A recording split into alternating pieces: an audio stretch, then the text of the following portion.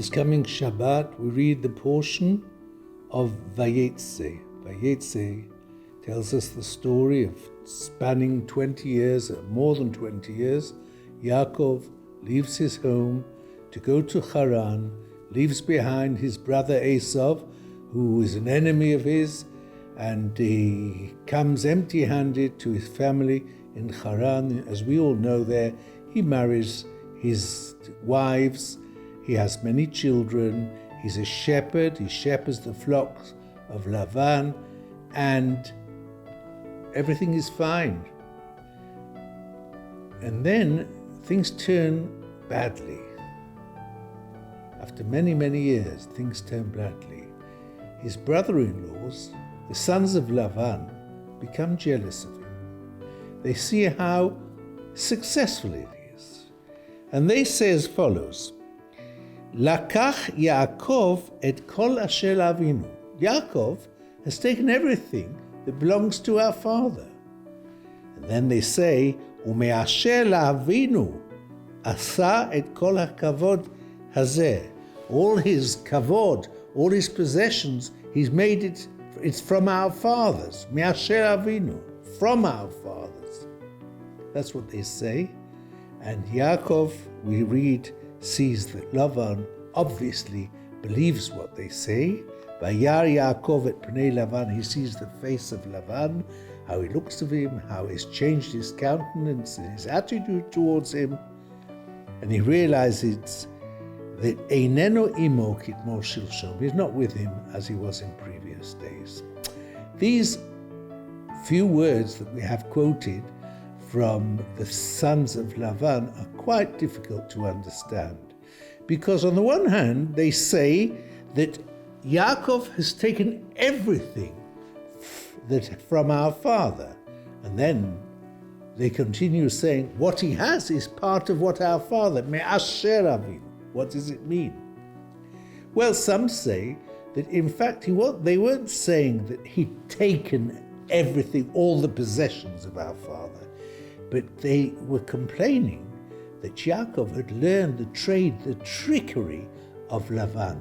And this is why he was so successful in creating and developing his own herd, because he'd used the trickery of Laban and he'd used it against Laban. Others say, take it literally, that they said that he'd taken everything from his father-in-law, from Laban. What the exact intention of Laban's sons was, what the exact meaning of their words, we're not 100% sure. As I say, there are different interpretations.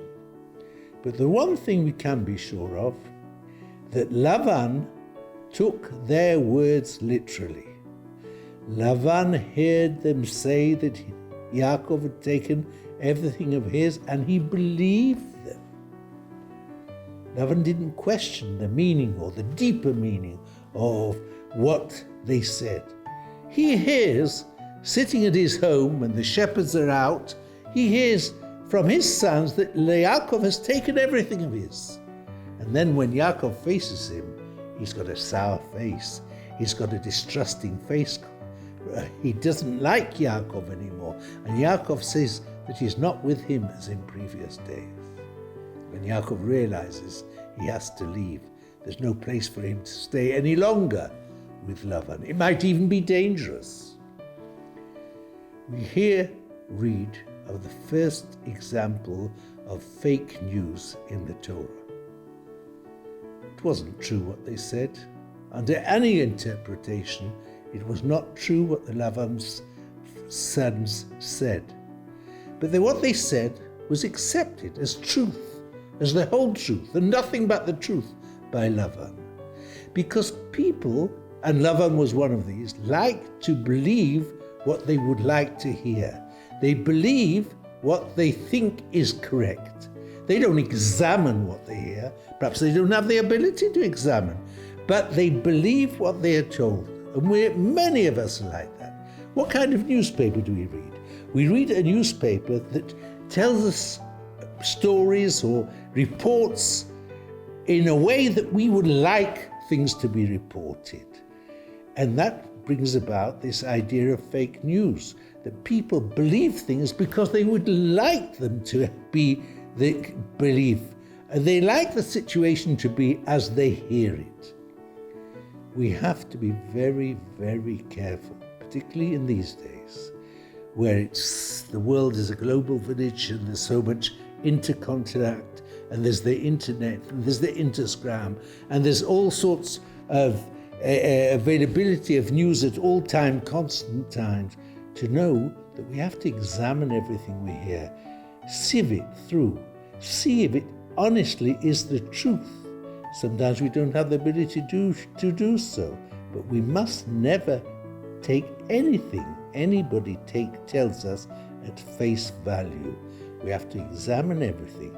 And if we would do that, if we would be constantly aware that there's so much fake news around, there's so much misinterpretations of what people say around, then we would live a far more comfortable and easy and confident life. Let us not believe in fake news. Jews have suffered from fake news throughout history. One of the greatest haters of Jewry said, the greater the lie is, the more it will be believed. And this is we in Israel and we as Jews suffer from the making, the creation, and the dispersion of fake news. Be careful of what people say to you. Don't take everything as gospel truth. Not everything is true. And check and examine everything you hear in order that we shouldn't be misled in the same way that Laban was misled. Shabbat Shalom. Moment of Wisdom. Sub-brief and life-changing moments. Join us. Subscribe to Moment of Wisdom channels on YouTube, Telegram, Facebook, Instagram, and WhatsApp.